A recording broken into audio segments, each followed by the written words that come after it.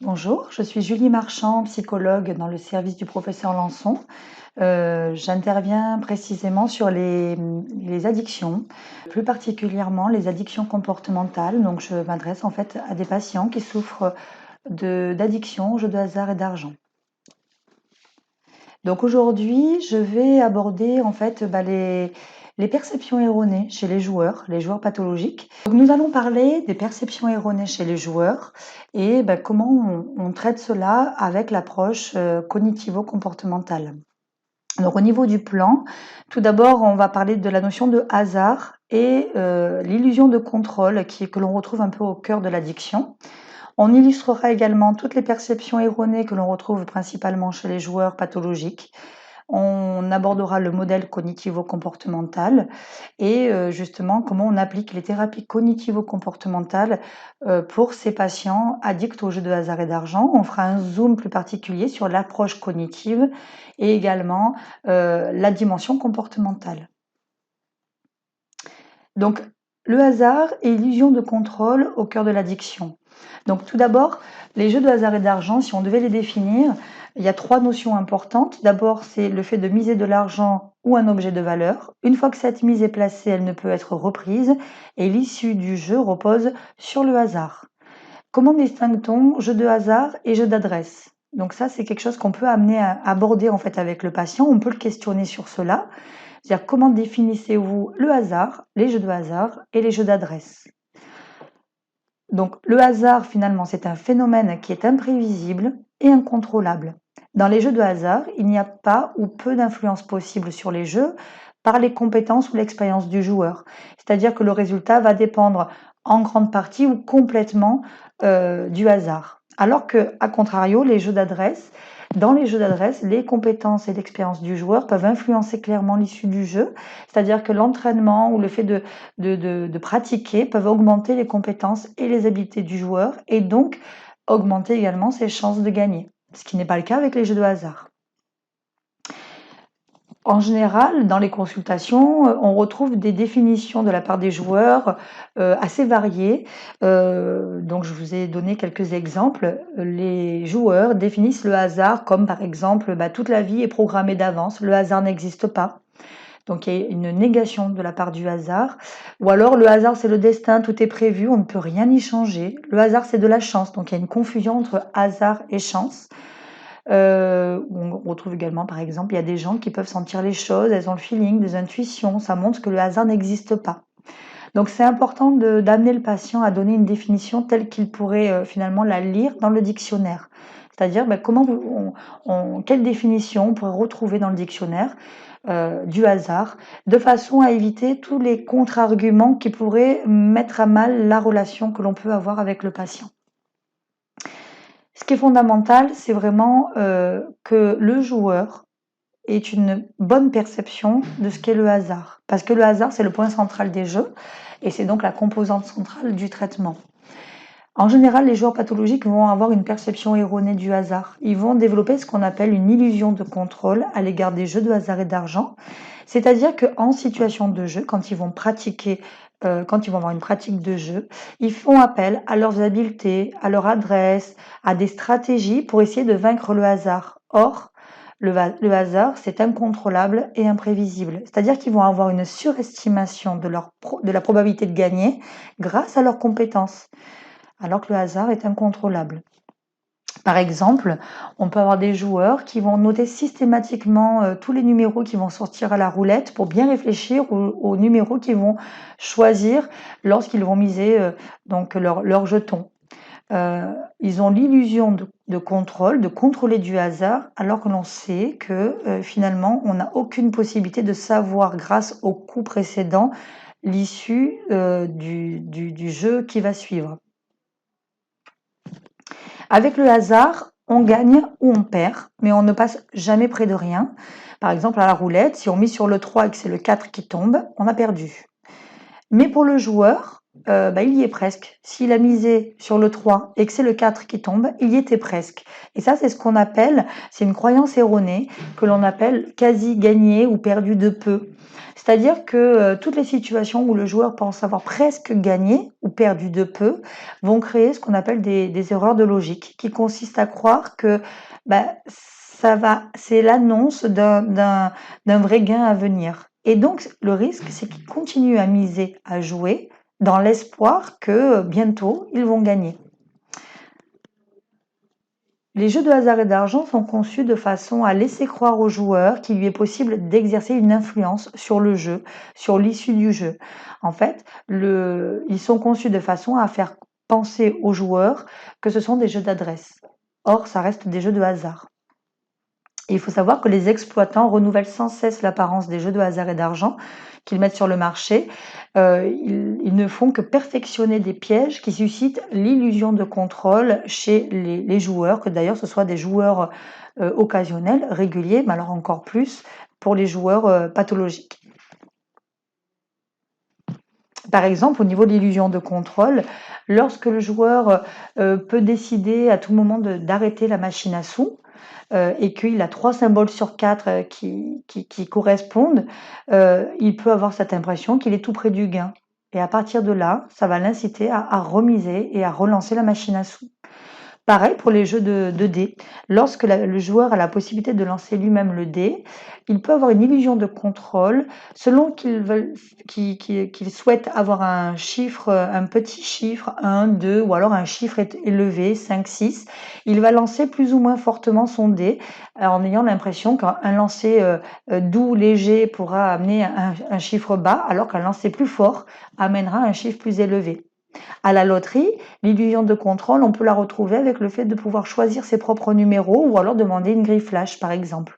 Lorsqu'on choisit ses numéros et qu'on met des numéros, par exemple, les dates de naissance, des dates d'anniversaire, les chiffres porte-bonheur, on a l'impression d'avoir plus de contrôle. Il faut savoir que parfois, il y a des séances de jeu qui peuvent être riches en coïncidences. Par exemple, on va gagner à plusieurs reprises d'affilée à la roulette. Et ces coïncidences vont renforcer l'idée de maîtrise et de contrôle du jeu dans l'esprit du joueur. De pures coïncidences entre les actions accomplies et les gains amènent la personne à croire que ces hasards n'en sont pas et vont renforcer les perceptions erronées chez les joueurs. Alors, on va aborder maintenant justement ces fameuses perceptions erronées que l'on retrouve chez la plupart des joueurs pathologiques. Donc, il faut savoir que les perceptions erronées sont souvent à l'origine de l'apparition, du développement et du maintien des problèmes de jeu. Elles sont aussi liées à l'augmentation de la fréquence de participation au jeu et au fait d'accroître les mises. Petit à petit, le joueur va miser de plus en plus d'argent. Ces distorsions, elles amènent le joueur à penser qu'il maîtrise le jeu et qu'il peut en prédire le résultat.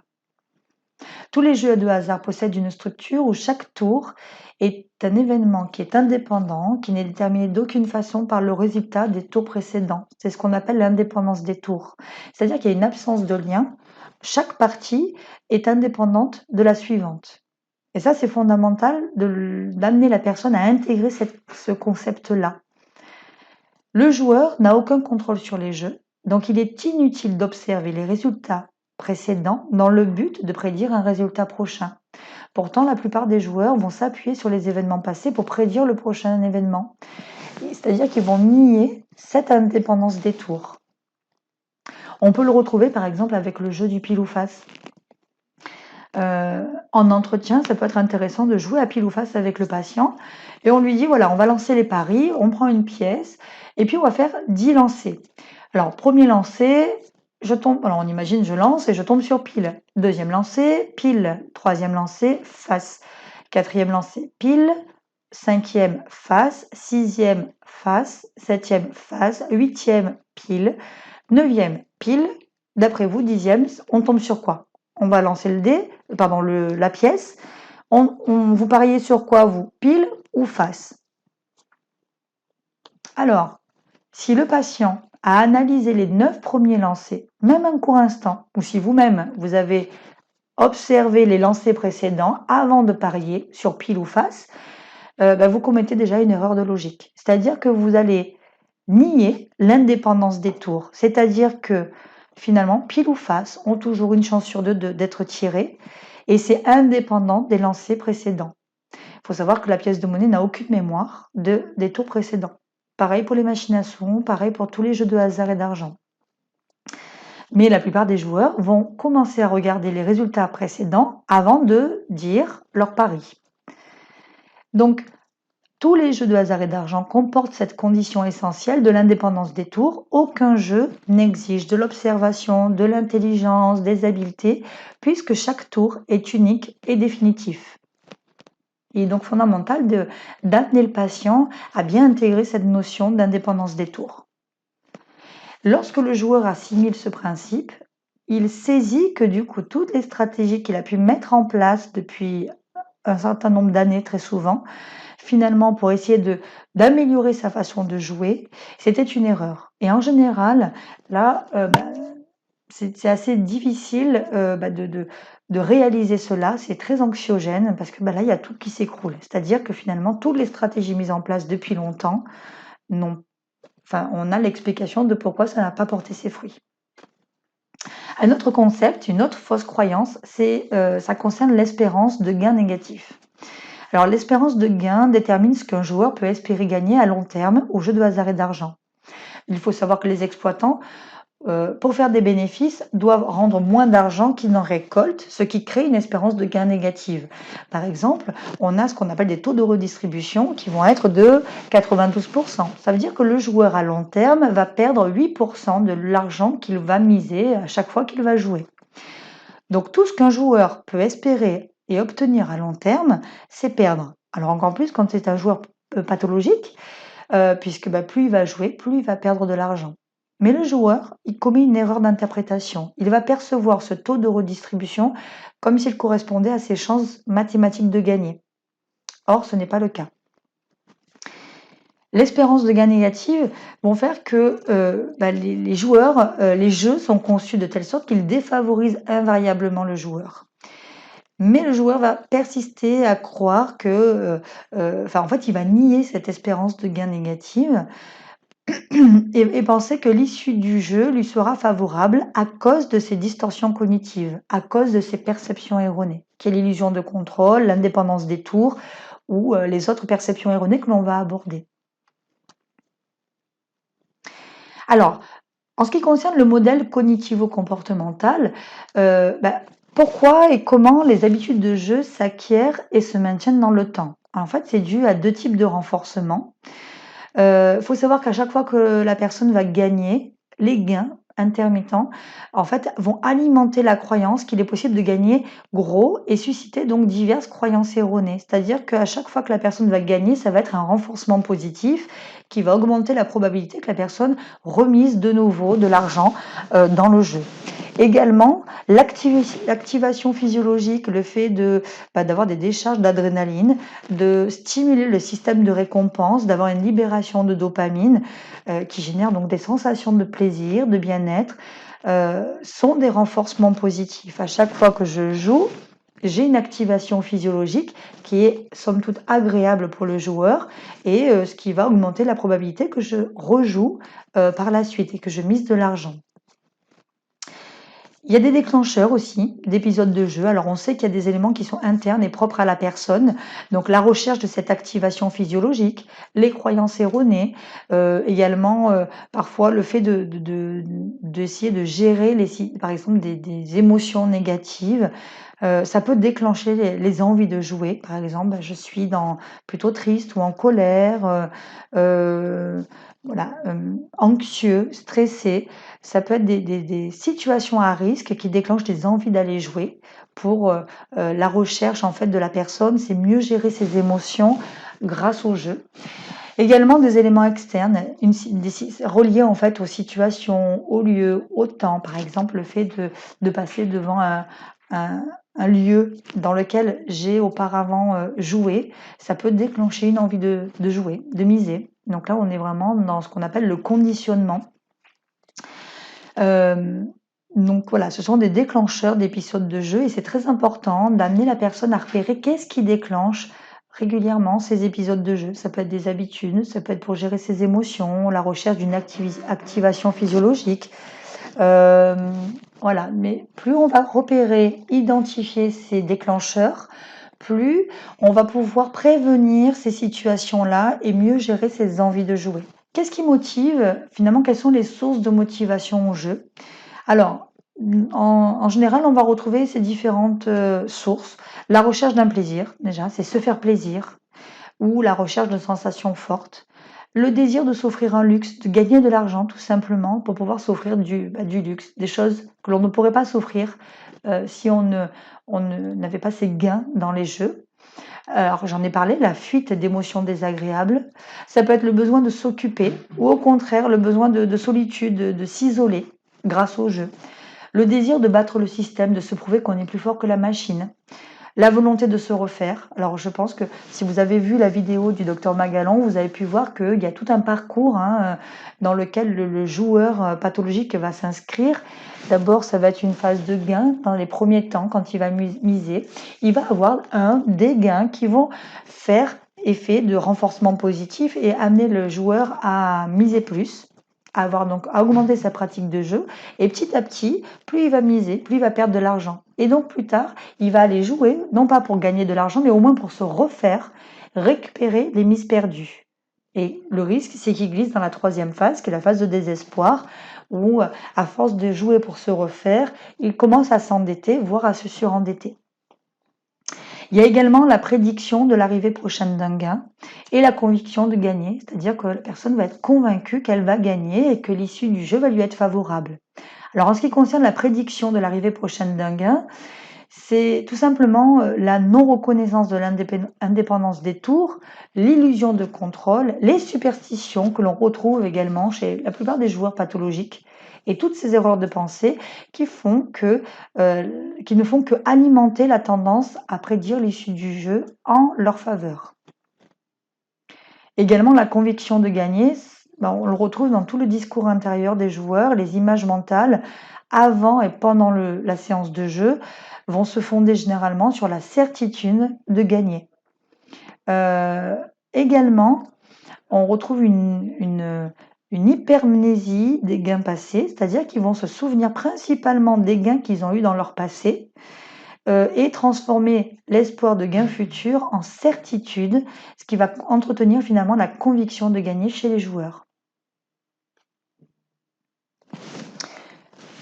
Alors, là, on voit un peu l'enchaînement des comportements qui sont liés au jeu excessif. Il y a une situation à risque qui déclenche des pensées reliées au goût de jouer, à l'envie de jouer. Par exemple, je viens de me disputer avec mon époux. Donc là, je suis dans une situation à risque puisque je suis en tension interne. Je ressens des émotions plutôt désagréables comme la colère, la tristesse. Et ça va activer mes pensées qui sont reliées aux envies de jouer. Je vais aller m'exposer. Donc, je me rends dans un établissement de jeu. Je vais aller, par exemple, dans un casino. Et là, je vais faire une première mise. C'est la première somme. Je vais tester la machine. Donc, je vais miser. Et puis, l'engrenage s'active. C'est-à-dire que je vais commencer à miser. Je vais gagner ou perdre. Mais que je gagne, ce gain, je vais le remettre dans le jeu. Donc, je vais miser plus. Ou si je perds, je vais miser plus pour essayer de me refaire. Et donc, je vais rentrer dans l'engrenage de je mise, je gagne, je remise pour essayer de gagner plus, ou alors je perds et j'essaie de me refaire. Et ceci va durer, surtout si on est sur des pertes, on va avoir envie de se refaire et de récupérer l'argent que je viens de perdre dans mes mises.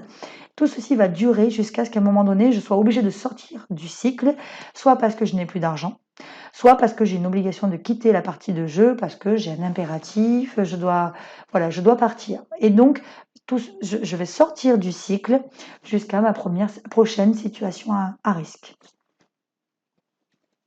Alors, au niveau des objectifs de la prise en charge, en général, un joueur pathologique ne sera jamais un joueur occasionnel non addict. C'est difficile d'être sur une pratique de jeu contrôlée sur le long terme.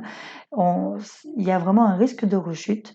Et donc, c'est intéressant d'aborder ça avec le patient pour travailler peut-être sur une acceptation de l'abstinence. Voilà. Alors après, on est à l'écoute aussi du patient. Si pour lui, l'abstinence n'est pas envisageable, en tout cas aujourd'hui, on va aller sur plutôt une pratique de jeu contrôlée, mais en mettant des règles et en travaillant vraiment, voilà, sur des limites que la personne a intérêt à se poser pour ne pas, voilà, ne pas glisser dans la rechute. Au niveau de la prise en charge, c'est toujours intéressant de commencer un peu par un état des lieux. C'est-à-dire d'amener la personne à faire un peu une auto-observation de ses séances de jeu. Tout simplement, le fait de tenir un petit carnet où, elle va noter toute sa pratique de jeu. En général, moi, je propose de mettre de faire plusieurs colonnes. Dans la première colonne, on va avoir quels sont les jeux que j'achète ou sur lesquels je mise, quel est le montant de la mise et à côté 2 autres colonnes, gains et pertes et donc à chaque fois qu'il joue, il va, remplir ce carnet et faire le total.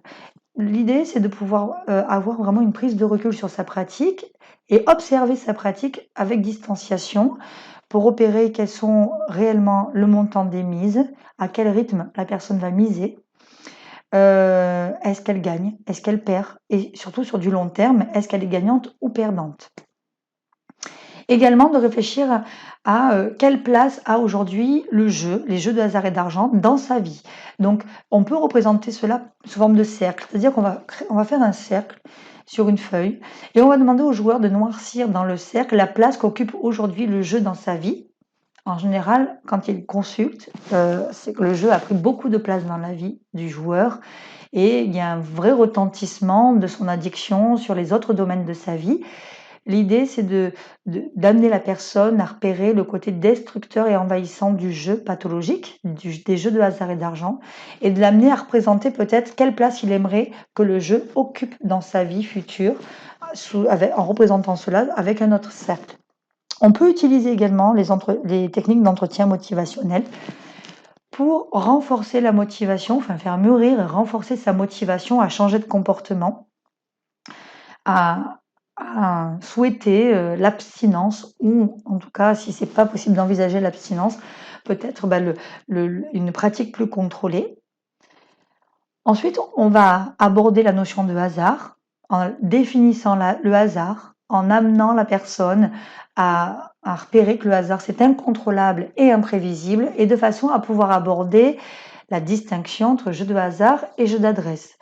Que la personne ait bien en tête que toutes les stratégies, les habiletés, sa pratique n'augmenteront pas les chances, l'issue finalement du jeu en sa faveur. Repérer les situations à risque. Qu'est-ce qui déclenche ses envies de jouer? Quelles sont ces situations à risque? Par exemple, lorsqu'il a des factures à payer. Ça peut être une situation à risque puisque n'ayant pas assez d'argent peut-être pour payer ses factures, il va être tenté d'aller chercher de l'argent grâce au jeu. Les situations de conflit, lorsqu'il ressent des émotions, agréables comme désagréables. Les publicités peuvent déclencher les envies, avec par exemple les publicités de Française des Jeux. La consommation de substances psychoactives, notamment les consommations d'alcool. L'arrivée du salaire. Le gain ou la perte d'argent.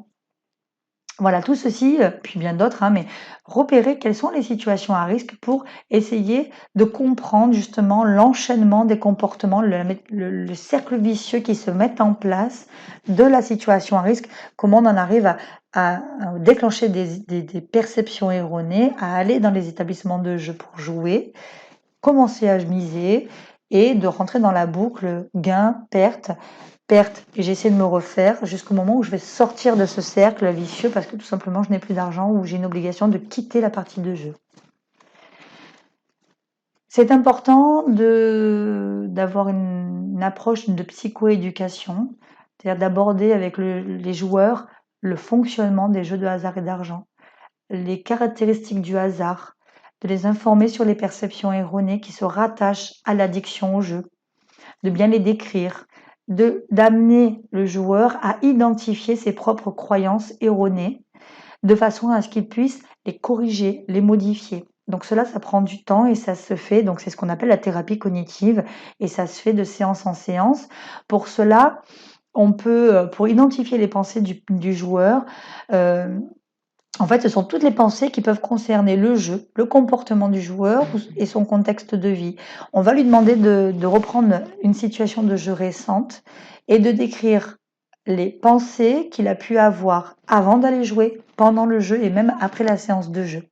Donc pour cela, on peut utiliser ce qu'on appelle la technique de la flèche descendante, c'est-à-dire qu'on va vraiment l'amener, on va le questionner pour qu'il élabore tout son dialogue intérieur, tout son finalement, comme s'il pouvait penser à voix haute, enfin plutôt prononcer à voix haute tout son dialogue intérieur avant, pendant et après la séance de jeu. Peut-être qu'on va repérer d'autres croyances erronées, comme par exemple les superstitions. Donc c'est important de lui pointer et qu'il arrive à les identifier. Les superstitions, elles peuvent être de 3 types. Ça peut être des superstitions cognitives, c'est-à-dire le fait de croire que certains états d'esprit ou pensées peuvent aider le joueur. Ça peut être des superstitions comportementales, penser que certains rituels, pratiques, actes ont une influence favorable sur les chances de gagner. Ou tout simplement le fait de posséder des porte-bonheur, un objet particulier qui augmente les possibilités de faire des gains importants. Alors lorsque on est face à des superstitions, on amène le joueur à les identifier. Par exemple, il m'arrive souvent de gagner lorsque je porte un haut rouge ou un haut bleu, bon peu importe. Et on va le mettre à l'épreuve de la réalité. C'est-à-dire qu'on va lui demander est-ce qu'il lui est déjà arrivé de perdre, même s'il avait respecté sa superstition, c'est-à-dire il porte un haut rouge et il perd. Comment il l'explique? Pareil, est-ce qu'il lui est déjà arrivé de gagner en l'absence de son haut rouge, en l'absence de son rituel? Comment il l'explique? C'est-à-dire l'épreuve de réalité a pour objectif de se distancier de ces superstitions. On a d'autres types de croyances, par exemple la mémoire sélective. En général, le joueur pathologique va avoir ce qu'on appelle une hypermnésie des gains et une amnésie partielle des pertes. Il va mémoriser de façon plus importante les gains qu'il a eu dans tout son parcours de jeu et minimiser, même voire oublier les pertes. Donc, le fait de tenir un carnet de bord avec sa pratique de jeu, ça lui permet voilà, de contrer en quelque sorte cette mémoire un peu sélective et de voir réellement quels sont ses gains, ses pertes sur la durée. La distorsion aussi de la perception temporelle. Il y a vraiment une altération un peu de la temporalité. Par exemple, le joueur va avoir tendance à croire qu'une série de gains a eu lieu dans une période de temps plus courte que dans la réalité. Ces derniers temps, j'ai beaucoup gagné. Et quand on reprend les éléments de façon plus précise, c'est important de recontextualiser avec le joueur. Quand vous dites ces derniers temps, vous parlez de quelle période? Et quand vous parlez de gains, on reprend le carnet. Et si on regarde, voilà, c'est important de s'appuyer sur des faits objectifs parce que il va avoir tendance à raccourcir la période dans laquelle il a eu beaucoup de gains, alors que finalement, c'est une période qui est beaucoup plus étendue que ce dont il est capable de mémoriser. Et pendant cette période, il y a eu beaucoup plus de pertes qu'il ne s'en rappelle. Également, comme autre croyance erronée, on retrouve le fait de surestimer ses habiletés, c'est-à-dire croire que l'on a trouvé la bonne façon de battre les machines, les jeux, de battre le système. Donc là, on a une surestimation de ses habiletés, de ses compétences, de ses croyances. Or, on se rappelle bien que le hasard est incontrôlable, imprévisible, et qu'aucune habileté ne permet de gagner plus. Illusion par rapport à la chance. La plupart des joueurs vont avoir une perception erronée de leur contrôle de la chance, c'est-à-dire croire que la chance et les probabilités peuvent être maîtrisées ou dirigées afin d'obtenir une issue favorable, que la chance peut être contagieuse. Aujourd'hui, j'ai bien commencé ma journée, c'est une bonne journée, je suis plutôt chanceux, je vais peut-être pouvoir avoir de la chance également au jeu. On a ce qu'on appelle également l'anthropomorphisme, c'est-à-dire qu'on va attribuer des réactions et des caractéristiques humaines à des objets inanimés, comme la roulette ou la machine à sous. Ah, aujourd'hui, j'ai l'impression que la machine, elle m'aime bien, par exemple. Elle va se rappeler de moi. La dernière fois, j'avais cette machine. Elle va se souvenir que je l'ai beaucoup alimentée en pièces et elle va peut-être me rendre aujourd'hui. Voilà, ça, c'est de l'anthropomorphisme. Également, la loi de la moyenne. C'est-à-dire croire qu'une série de pertes doit inévitablement être suivie d'un gain. Là, j'ai beaucoup perdu, il y a un moment donné où la machine va me rendre. Donc une fois qu'on a identifié toutes ces perceptions erronées avec le joueur, on va essayer de les modifier, d'aller vers des pensées plus rationnelles. C'est-à-dire que, l'idée là, c'est de de restructurer un petit peu les pensées en étant sur des pensées plus rationnelles, plus réalistes, plus objectives. Alors, au niveau des outils, on peut s'appuyer sur le fait que on demande au joueur de relater une situation dans laquelle il est parvenu à maîtriser et à dépasser son désir de jeu, et on repère du coup les pensées qui l'ont aidé à dépasser l'envie de jouer. On les note ensemble, ce sont donc des pensées plus rationnelles, et on lui demande de se les remémorer régulièrement, notamment quand il a envie de jouer, pour que ça puisse l'amener à mieux maîtriser ses envies de jeu.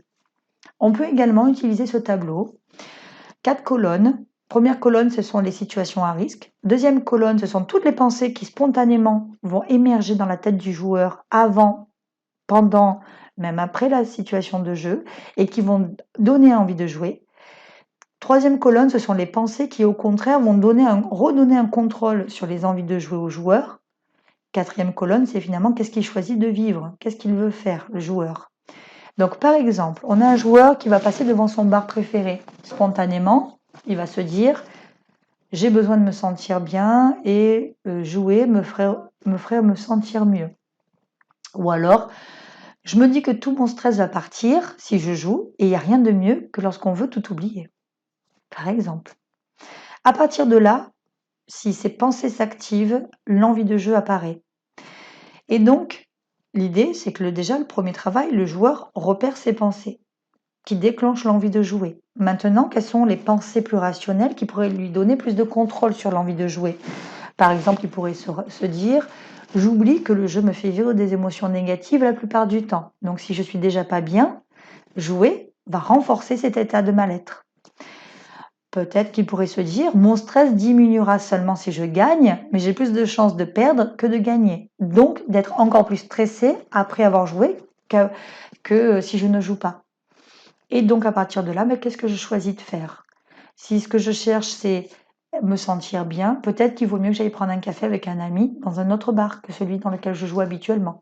Peut-être que je pourrais aller faire un footing pour me vider la tête. Et donc, de trouver des stratégies qui me permettent, ce qu'on appelle des stratégies de coping, qui me permettent de gérer l'envie de jouer.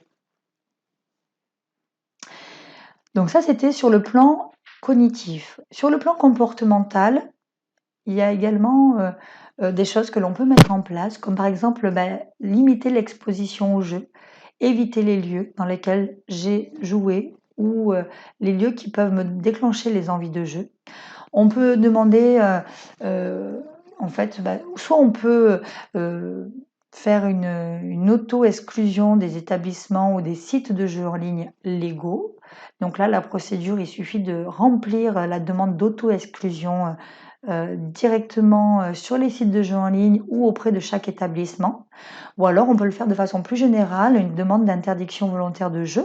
Donc, c'est valable dans toutes les salles de jeu, toutes les salles de casino, les cercles de jeu et les sites internet de jeux autorisés pour une durée de 3 ans. Au-delà de 3 ans, l'interdiction se poursuit, à moins bien sûr de faire la démarche pour lever l'interdiction. Donc, limiter l'exposition, c'est une première démarche. Deuxième aspect, c'est l'aspect financier. Vu que ce sont des jeux de hasard et d'argent, si on limite si on limite l'accès à l'argent, on limite le risque de jouer. Donc restreindre l'accès à l'argent, par exemple demander à une tierce personne de confiance de garder son propre argent, demander la mise en place d'une curatelle ou d'une tutelle selon les capacités de la personne à gérer son budget, ça peut être intéressant. Mieux gérer son budget, tenir ses comptes, avoir le minimum de liquide sur soi, laisser sa carte bleue à la maison ou donner sa carte bleue à une personne de confiance, faire le point sur ses dettes et essayer de prioriser sur le remboursement de ses dettes, voire même, si on est surendetté, remplir un dossier de surendettement. On peut être accompagné par une assistante sociale pour faire un dossier de surendettement. Au-delà de l'aspect financier, c'est très important de changer les habitudes, de chercher des activités qui procurent du plaisir et de s'occuper. parce que le jeu prend beaucoup de place dans la vie du joueur. Si on cherche à limiter sa pratique de jeu, voire à ne plus jouer, il va avoir beaucoup de temps pour lui et il va falloir qu'il modifie ses habitudes et qu'il apprenne à s'occuper différemment et si possible en prenant du plaisir puisque le jeu, stimulant le système de récompense, il ressentait réellement du plaisir à jouer. Donc s'il ne joue plus, il faut qu'il prenne du plaisir dans d'autres choses. Limiter, voire arrêter également les consommations de substances psychoactives puisque il y a, très fréquemment un conditionnement entre la consommation de substances psychoactives et le jeu. Par exemple, le jeu, consommation de tabac, consommation d'alcool et donc si je veux limiter ma pratique de jeu, j'ai peut-être intérêt à limiter également ma consommation de tabac, d'alcool ou autre parce que le simple fait de fumer ou de boire peut déclencher les envies de jeu. Voilà, je vous remercie pour votre attention et puis, j'espère que ces quelques données vous aideront à mieux, situer la prise en charge des joueurs pathologiques.